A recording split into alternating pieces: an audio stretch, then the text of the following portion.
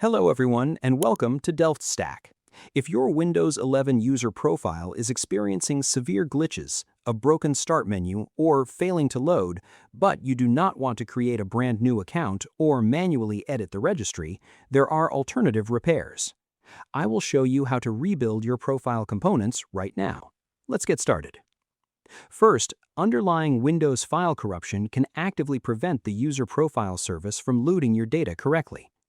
Open your Start menu, type CMD, right-click on Command Prompt, and select Run as Administrator.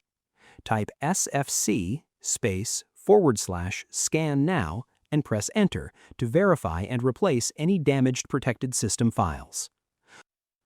Once that scan finishes, type DISM /online /cleanup-image /restore health and press Enter to ensure your core system image is perfectly healthy. Next, if your profile successfully logs in, but the taskbar and default applications are completely broken, you must reinitialize your packages. Right-click your Start button and select Terminal Admin or Windows PowerShell Admin. Paste the exact long command provided in the video description and press Enter. Ignore any red text errors that appear and allow the script to completely rebuild your profile's application manifest. Finally, if your profile registry is completely shattered, rolling back your system state is the fastest and safest recovery method. Press the Windows key and type rstrui.exe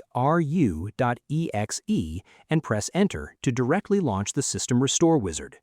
Select a specific restore point dated from before your user account became corrupted and click Next. Allow your PC to completely restart and revert your registry hives, which will seamlessly restore your original working user profile. I hope you found this guide helpful. Please like, share, and subscribe for more technical tutorials. Thanks for watching.